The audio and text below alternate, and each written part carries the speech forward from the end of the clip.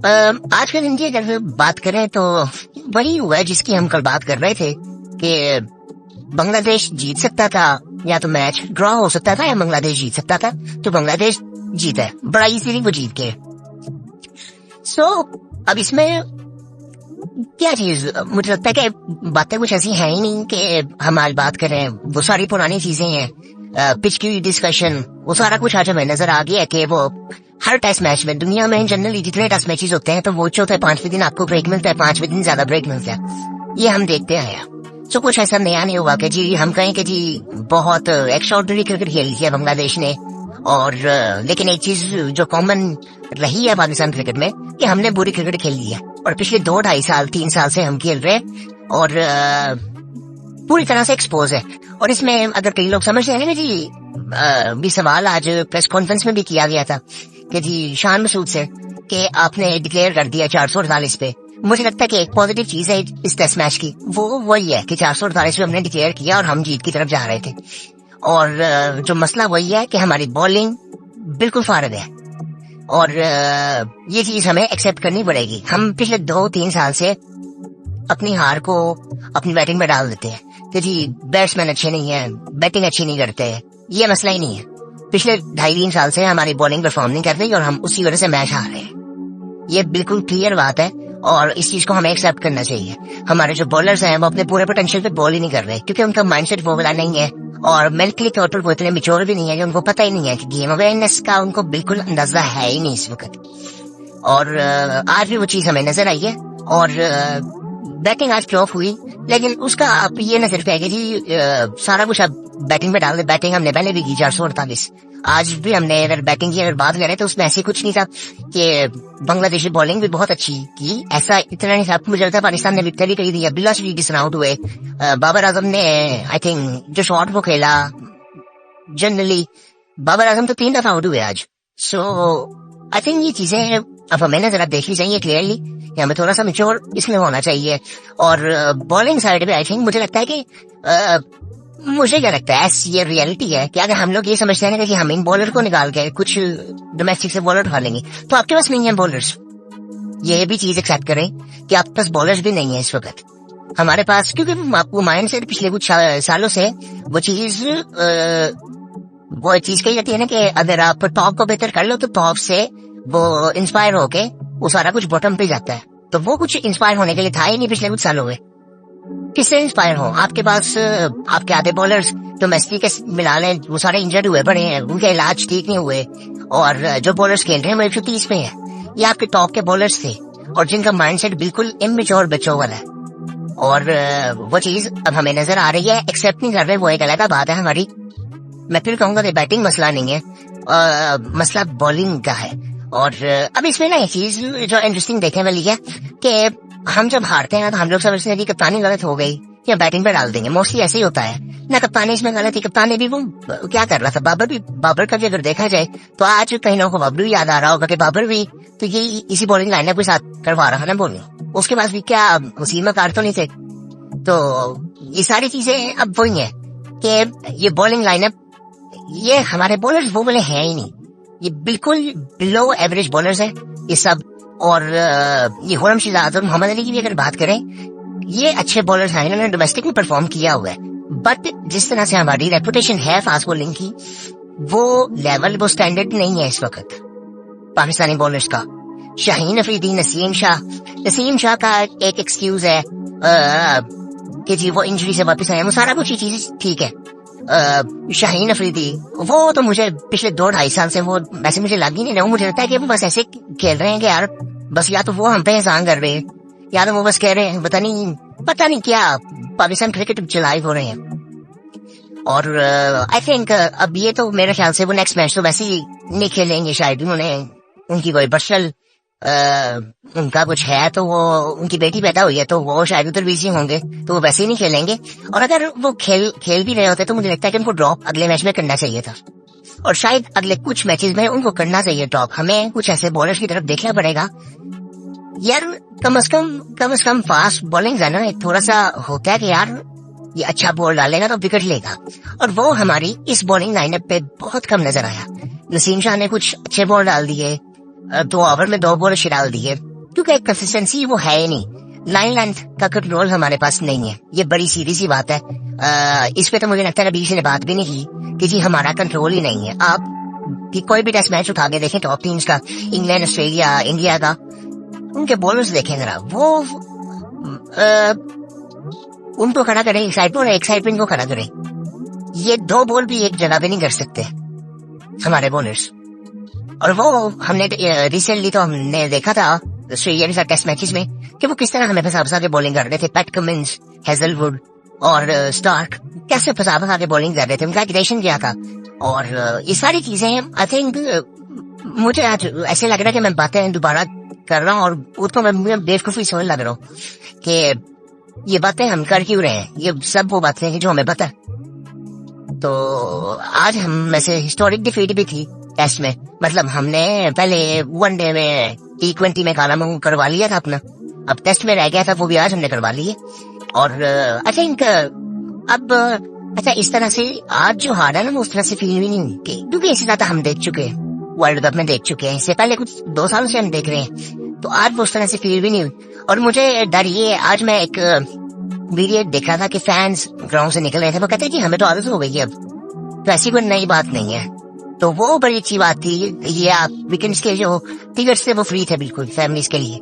So I think वो वैसे ही लोग एंजॉय करने आए होंगे और कुछ करने के लिए होगा, नहीं तो वो आ गए होंगे। अदरवाइज फैंस का भी आई थिंक उस तरह से कोई इंटरेस्ट अब रहा नहीं है पाकिस्तान क्रिकेट में, जो कि आई थिंक ये बहुत बुरी चीज है, क्योंकि एक स्पोर्ट है हमारे मुल्क में और वो उसमें भी हम अपना मुंह काला करवा रहे हैं हर जगह पे।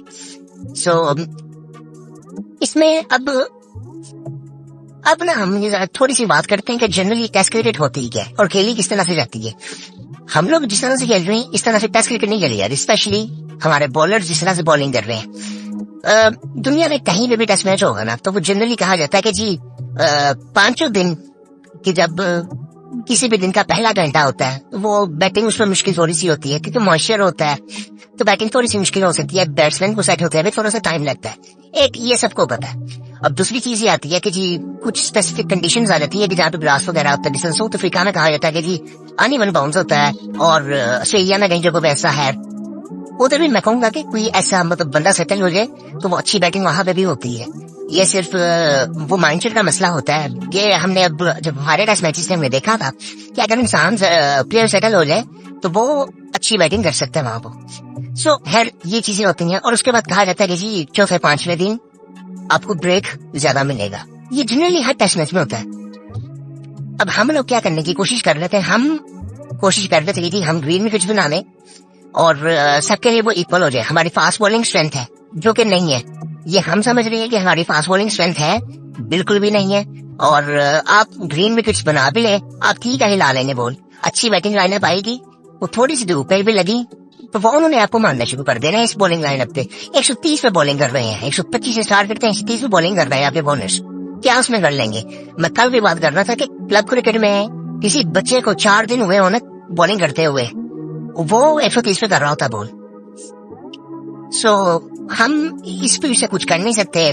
स्किल सेट जीरो है इस वक्त, हमारा बिल्कुल जीरो है। हमारा वो स्टैंडर्ड इस वक्त नहीं रहा फास्ट बॉलिंग का कि हम कह सकेंगे हमें बात नहीं करनी चाहिए। आजकल बेवकूफी लगती है कि जी हम कहें जी हमारी बॉलिंग हमारी स्ट्रेंथ है, ये बिल्कुल बेवकूफी वाली बात है और ये बात करनी भी नहीं चाहिए। अब इसमें बिस्ती फील होती है हमें। अच्छा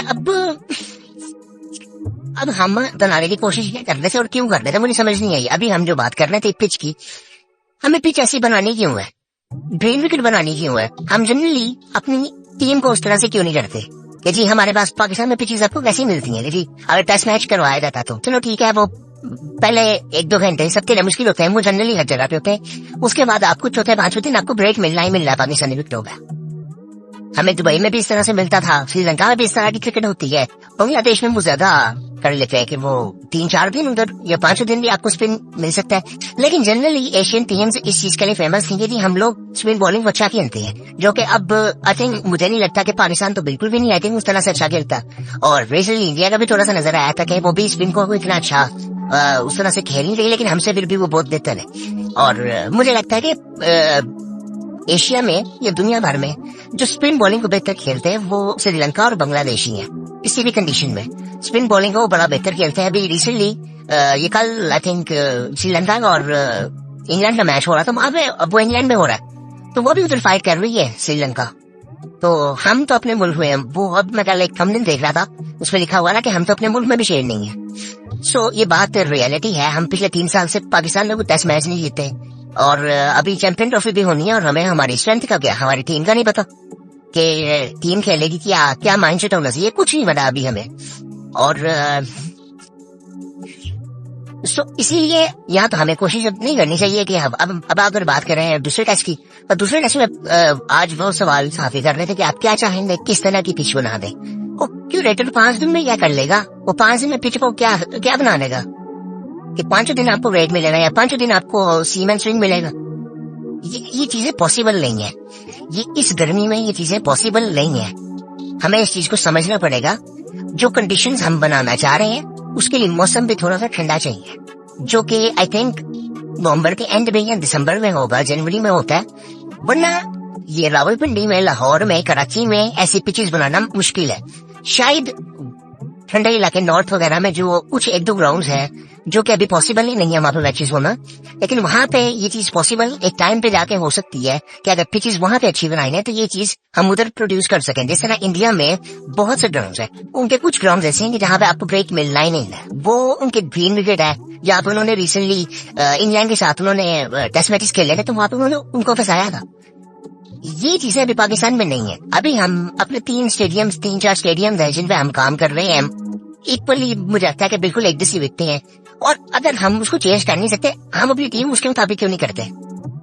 उसकी एक वजह है, हम सिर्फ अपने आप को तसल्ली दे रहे हैं कि जी हम पिचेस ऐसी बनाना चाह रहे हैं ताकि हमारी स्ट्रेंथ पे हम खेल सकें। आप ऐसी पिचेस में खेल ही नहीं सकते क्योंकि आपके पास ऐसे ना बॉलर है, आप बस स्पिन बॉलर भी कोई इतने पीछे बैठे नहीं हुए, ना फास्ट बॉलर बैठे हुए। फास्ट बॉलिंग आपकी इंजर्ड है सारी, डोमेस्टिक के भी। इस वक्त मुझे कोई प्लेयर ऐसा याद नहीं है कि जो डोमेस्टिक खेल रहा है और मुझे उसका नाम याद हो। मैं फास्ट बॉलर्स की बात कर रहा हूँ और पाकिस्तान की बात कर रहा हूँ। मुझे नहीं याद आ रहा कि पाकिस्तान के ये सर्कल में जो लोग खेल रहे हैं पाकिस्तानी शहीन में, ये थोड़े बहुत ही हैं, ये जो 3-4 बॉलर जिनका हमें पता है। बाकी डोमेस्टिक ऐसे कोई बॉलर नहीं खेल रहा जिसका हमें नाम याद है और वो बहुत अच्छा परफॉर्म कर रहा है। सो हमें आई थिंक ये चीजें अब समझनी चाहिए कि हमारी स्ट्रेंथ क्या है। हमारी स्ट्रेंथ इस वक्त कुछ भी नहीं है। जिस तरह अभी शान मसूद और जैसन भी बात कर रहे थे कि हमने अभी वो तरीका ढूंढना कि हमने खेलने किस तरह से क्रिकेट। इसी तरह से आपको ये चीज भी समझनी है कि हमारे पास जो प्लेयर्स हैं वो किस तरह के प्लेयर्स हैं, अवेलेबिलिटी क्या है। हम प्रोड्यूस नहीं कुछ ऐसा कुछ कर रहे हैं। मुझे लगता है मुझे इस तरह से ये लगता है कि अब हमें ना स्पेशलिस्ट बूट कैंप लगाने पड़ेंगे कि सिर्फ फास्ट बॉलर्स का कैंप, इसी तरह स्पिनर्स का, इसी तरह बैट्समैन का, जिसमें हम एक्सेलरेशन पे काम करेंगे। ऐसा उसमें हो प्रोग्राम हो और ऐसा वो कैंप लगे कि उसमें स्किल्स पे ऐसे काम किया जाए कि वो चीजें वो बेहतर। और उसमें ऐसे नहीं आप कर सकते कि 5 बॉलर, 10 बॉलर, 20 बॉलर, नहीं। आपको 100-200 बॉलर, 100-200 बैट्समैन उन बूट कैंप्स में चाहिए ताकि आपके पास कुछ बैकअप हो, जो कि आपके पास बिल्कुल भी नहीं है। और ये अच्छा एक और इम्पोर्टेंट चीज है कि जी मुझे याद पड़ता है कि जी हमारे जो बॉलर्स इस वक्त वाइड बॉल और टेस्ट क्रिकेट खेल रहे हैं, शाहीन अफरीदी, नसीम शाह वगैरह, मुझे याद नहीं पड़ता इन्होंने डोमेस्टिक क्रिकेट कब खेली थी। इन्होंने तो रिसेंट टाइम में कोई डोमेस्टिक क्रिकेट खेली नहीं है। शेजार का सुनने में आता है वो, क्योंकि वो तो अभी उसको मैच 3-4 हुए हैं। मोहम्मद अली उसने खेली है, उसको भी मैचेस 3-4 हुए, लेकिन उसको भी हमने पिक किया पीएसएल की परफॉर्मेंस पे। आप ये ऐसी चीज देखें कि जब से पीएसएल आया, हम पीएसएल की परफॉर्मेंसेस पे भी सिर्फ प्लेयर निकालते हैं, टेस्ट का भी और वाइड बॉल का भी, जो कि आई थिंक बिल्कुल फजूल सी चीज है। और अगर परफॉर्मेंस पे निकालते भी है तो वो उसका स्किल लेवल उस लेवल का होता ही नहीं है कि आपको डोमेस्टिक में क्या मिल जाएगा। आपको ना आपके पास कोई एबी डिविलियर्स बैठा हुआ है डोमेस्टिक में, ना आपके पास कोई सचिन तेंदुलकर बैठा हुआ है, ना इंतजाम बैठा हुआ है जो उस लेवल की बैटिंग भी कर रहे हैं और आपको बॉलर्स भी अच्छे मिलेंगे। वो तो कुछ भी ऐसा नहीं हो रहा, कुछ ऐसा एक्स्ट्राऑर्डिनरी कुछ भी नहीं हो रहा कि सिस्टम भी कोई नहीं है, प्लेयर्स भी कोई नहीं है। और कुछ 2-3 साल पहले अगर बात करें तो ऐसे कुछ प्लेयर्स नजर आते थे कि जो लगता था कि यार ये बहुत अच्छे प्लेयर्स हैं, इनको होना चाहिए, वो अब नजर भी नहीं आते। सो अब बैटिंग में कुछ कह सकते हैं, बैटिंग में मैं कुछ प्लेयर्स को जानता हूँ जो कि आई थिंक लगता है कि वो बेहतर खेल सकते हैं, लेकिन वो भी कोई, अब हम गारंटी उनकी भी नहीं ले सकते कि वो बेहतर खेलेंगे क्योंकि इनका भी तो यही कहते थे। और बॉलिंग में मुझे कुछ नाम याद ही नहीं आते। जो नाम याद आते हैं वो पाकिस्तान खेल चुके हैं और वो इस वक्त इंजर्ड बैठे हुए हैं सब। और बाकी ये पाकिस्तान टीम में है, शाहीन में कुछ लोग खेल रहे हैं, इवन शाहीन में भी जो खेल रहे हैं फास्ट बॉलर्स, मुझे उनका पता ही नहीं है कौन है वो टीम क्या है। अभी हमारी टीम एक गई थी, ऑस्ट्रेलिया गई थी, जो कि वहां के क्लबों से हार के आई है। पाकिस्तान एक ही टीम थी वो, और वो पाकिस्तान सारे खेल चुके हैं। तो वो क्लब क्रिकेट खेलने गए थे उधर। वो बांग्लादेश की कुछ टीम थी और पाकिस्तान की सबसे बेहतर टीम रही थी, और वो उधर सेमीफाइनल में हार गई है क्लब की टीम से, ऑस्ट्रेलिया की। तो ये हमारा स्टैंडर्ड हर जगह पे हो चुका हुआ है। और अभी शाहीन की बात है, अभी हम बात कर रहे हैं जी, आज बात हो रही थी कि अब्रार को खिलाए रहे, तो कुछ भी नहीं होगा। वो आपको सिंगल हैंडेडली वो भी मैच जिता सकेगा। सो इसमें हमें अब बड़ा रियलिस्टिक तरीके से सोचना पड़ेगा। पहला मैच है, एक एक्सक्यूज ही है ये बस कि पहला मैच है, हम जल्दी से बात कर रहे हैं, लेकिन इस चीज को भी हमें समझना पड़ेगा कि हमारी बॉलिंग का स्टैंडर्ड वो नहीं है। आने वाले टाइम में मुझे कुछ नजर नहीं आता। अब मुझे ऐसी कोई उम्मीद भी नहीं है कि पाकिस्तान दूसरा मैच जीत सकता है। ये तो वो हो सकता है कि अब बांग्लादेश उन्होंने या तो पूरा उन्होंने स्टेमिना इसमें लगा दिया पहले मैच में, वो उनकी तरफ से वो हो सकता है कि वो उतनी अच्छी क्रिकेट ना खेले। मुझे पाकिस्तान टीम से कोई इस तरह उम्मीद नहीं है, बॉलर से तो बिल्कुल भी उम्मीद नहीं है कि वो कुछ ऐसा कर देंगे जी और हम मैच जीत जाए। वो 130 बोले 140-45 पे चले जाएंगे, तो ऐसा कुछ नहीं होने वाला। गर्मी, पिच, ये सारे एक्सक्यूजेज है। इन्होंने पूरी जिंदगी इधर बॉलिंग की है, तो इनको आज तक पता नहीं चला कि हमने आउट किस तरह से करने हैं। सो आई थिंक ये सिर्फ एक्सक्यूजेज है। और अब ये पहला टेस्ट मैच खत्म हो गया। कुछ इंपॉर्टेंट वीडियो है ना मुझे बनानी है अब कल शाहीन अफरीदी के ऊपर। मैं आपको ये रियल मसला बनाऊंगा कि इनके साथ मसला कब से शुरू हुआ है और क्या मसला है। असल में ये मेंटली प्रॉब्लम है। मैं इस पे डिटेल में बात करना चाहता हूँ। मैं इस पे आई थिंक मे बी कल या परसों वीडियो इस पे बनाऊंगा बाबर आजम बेबी के बाबर आजम के साथ क्या मसले मसाइल और उनको क्या करना चाहिए, और हमारे प्लेयर्स उस तरह सोचते क्यों नहीं है। हमारा सिस्टम में क्या ऐसी चीजें हैं कि जो कि प्लेयर्स उस तरह सोचने भी नहीं देती, वो सिक्योरिटी कभी मिलती नहीं है। तो इसमें हम एक दो दिनों में बात करेंगे। अब स्पेसिफिक वीडियोस बनाऊंगा इन दोनों पे स्पेशली, क्योंकि हमारी मेन हाईलाइट ये पिछले कुछ 2-3 सालों से ही है। और इस तरह की बातें की जाती थी कि ये तो भाई सिंगल हैंडली था, वो 10 विकेट उधर से ज्यादा लेगा, तो वो बाबर आके हमें सिंगल हैंडली मैच जिता देगा। सो ऐसा ये रियलिस्टिक नहीं है। ये बातें ना मजाकिया लगती हैं। तो इस पे बात करेंगे, और काफी ऐसी चीजें हैं जिसमें हम जनरली क्रिकेट में बात कर सकते हैं। पाकिस्तान क्रिकेट में तो मुझे लगता है कि वो अपनी मेंटल हेल्थ खराब करने वाली बात है। और अब इंशाल्लाह ये पहला टेस्ट मैच खत्म हो गया और अभी 5 दिन है, तो देखेंगे कि कुछ जनरल क्रिकेट में बात करें, पाकिस्तान क्रिकेट के अलावा दुनिया में क्या हो रहा है, तो उस पर भी कोशिश करेंगे बात करें। और बाकी इंशाल्लाह फिर कल मुलाकात होगी आपसे। और आप लोग भी अपनी राय मुझे बताओ कि आप लोग क्या समझते हो कि पाकिस्तान क्रिकेट की जो हालत इस वक्त है और जो माइंडसेट हमारा है और हमारे जो बॉलर्स है स्पेशली, क्या आपको लगता है कि हम, मुझे लगता है कि सबको सब कुछ पता है। अब आम को तो मुझे लगता है कि सब कुछ समझ आती है बात। जाहिर बात है वो कुछ कर नहीं सकते, और जिनका काम है करने का वो कुछ करते नहीं है।